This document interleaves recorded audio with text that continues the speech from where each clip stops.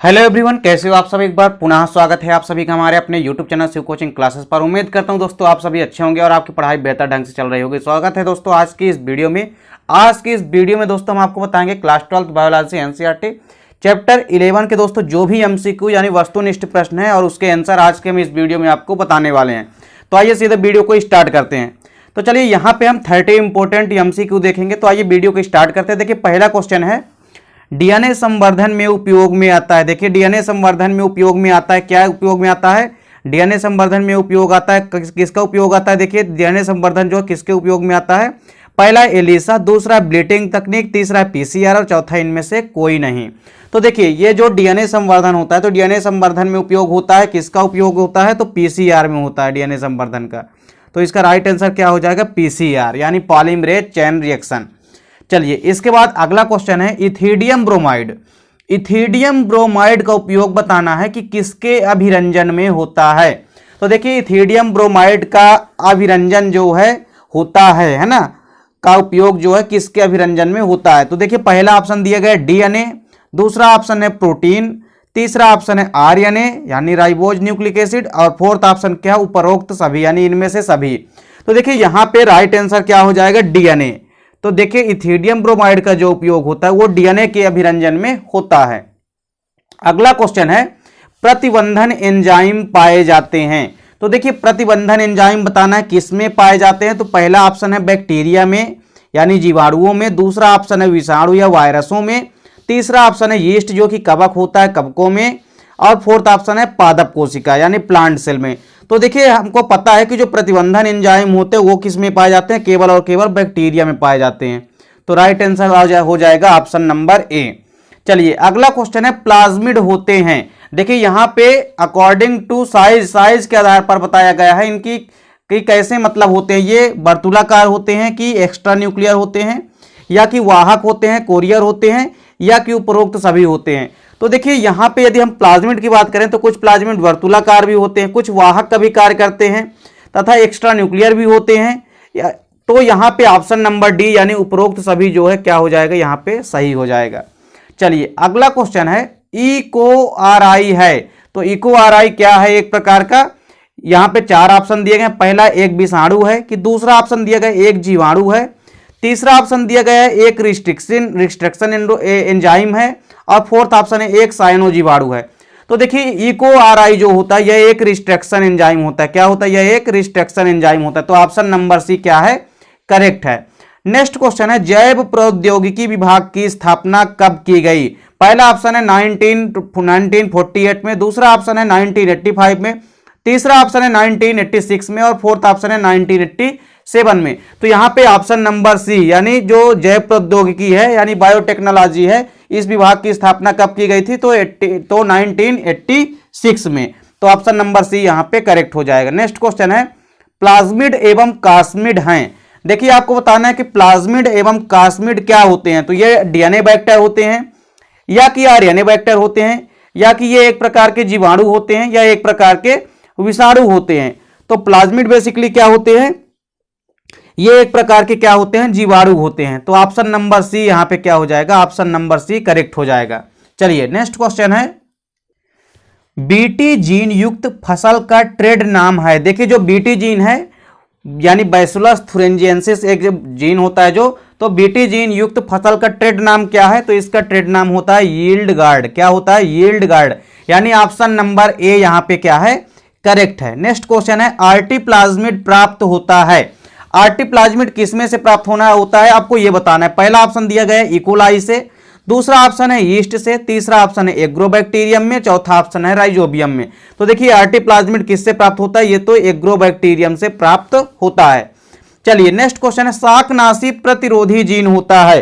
तो देखिए शाकनाशी प्रतिरोधी जीन कौन सा होता है यहाँ पे? तो यहाँ पे हो जाएगा, तो राइट आंसर हो जाएगा ऑप्शन नंबर डी जीएसटी। देखिए ये जो जीएसटी होता है ये क्या होता है? शाकनाशी प्रतिरोधी जीन होता है। चलिए इसके बाद one line fact question answer है। पहला क्वेश्चन है डीएनए खंडों को आपस में जोड़ता है। तो देखिए डीएनए के खंडों को आपस में क्या जोड़ता है? तो डीएनए लाइगेज एंजाइम जो होता है यह डीएनए के खंडों को आपस में जोड़ने का कार्य करता है। चलिए इसके बाद अगला क्वेश्चन है पीसीआर में किस एंजाइम का यूज या उपयोग होता है। तो देखिए पीसीआर यानी कि जो पॉलीमरेज चेन रिएक्शन होती है, या हम कह सकते हैं पॉलीमरेज श्रृंखला क्रिया जो होती है, उसमें किस एंजाइम का उपयोग में आता है, तो टेक पॉलीमरेज एंजाइम का उपयोग किया जाता है। चलिए नेक्स्ट क्वेश्चन है, द्विबीजपत्री पौधों में जीन स्थानांतरण हेतु उपयोग किया जाता है। तो देखिए द्विबीजपत्री यानी डाइकाट प्लांट में जीन स्थानांतरण के लिए किसका उपयोग किया जाता है, तो टीआई प्लाज्मिड का उपयोग किया जाता है। चलिए नेक्स्ट क्वेश्चन है, पहले जंतु क्लोन का नाम बताइए। तो देखिए पहला जंतु क्लोन कौन सा है, डाली कौन सा है, पहला जंतु क्लोन है। चलिए नेक्स्ट क्वेश्चन है, प्रतिबंधन एंजाइम की खोज किसने की। तो प्रतिबंधन एंजाइम की खोज किसने की, तो बेरनेर अर्वर ने की थी। किसने की थी, बेरनेर अर्वर ने की थी। चलिए नेक्स्ट क्वेश्चन है, पीसीआर का पूरा नाम लिखना है। तो देखिए पीसीआर का पूरा नाम क्या होता है, पॉलीमरेज चेन रिएक्शन यानी पॉलीमरेज श्रृंखला अभिक्रिया इसको हिंदी में कहते हैं। तो इसका पूरा नाम क्या हो गया, पॉलीमरेज चेन रिएक्शन या पॉलीमरेज श्रृंखला अभिक्रिया।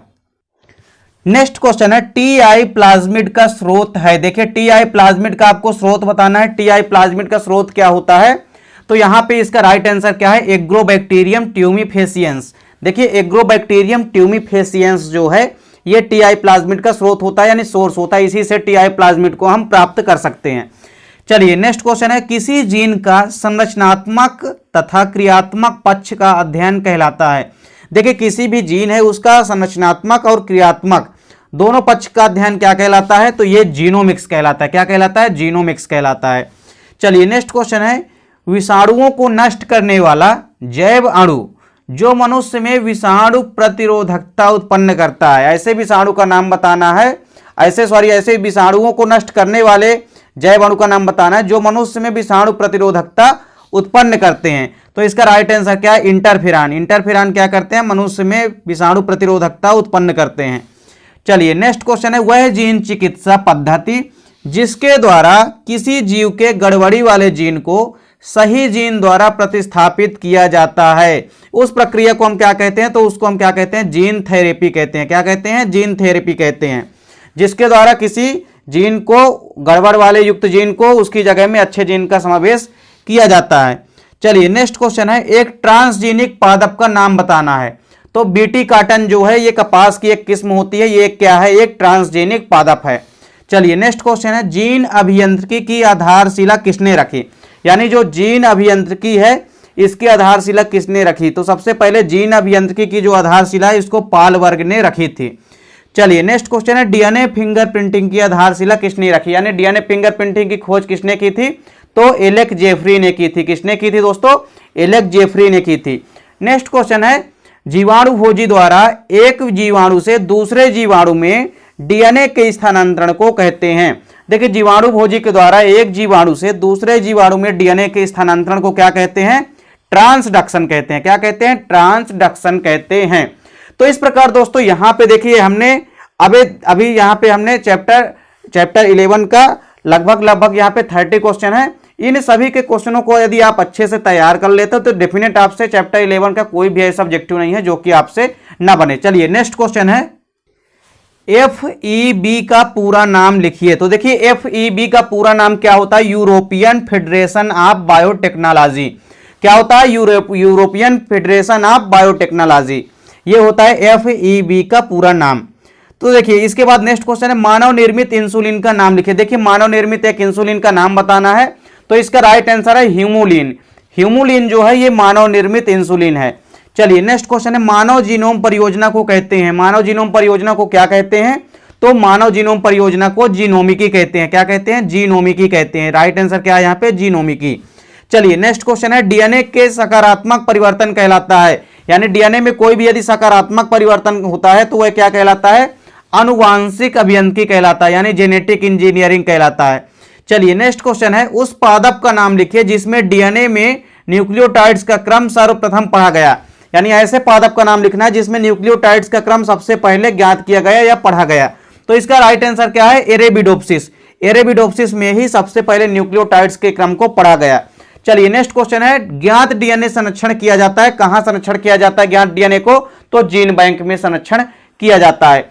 इस प्रकार दोस्तों यहां पे हमने चैप्टर 11 के इंपोर्टेंट 30 MCQ या वस्तुनिष्ठ प्रश्न आपको कराए हैं। तो उम्मीद करता हूं दोस्तों वीडियो पसंद आई होगी। और दोस्तों यदि आप चैनल पे नए हैं तो चैनल को सब्सक्राइब अवश्य कर लें और बेल आइकन प्रेस कर लें ताकि वीडियो की नोटिफिकेशन मिलती रहे।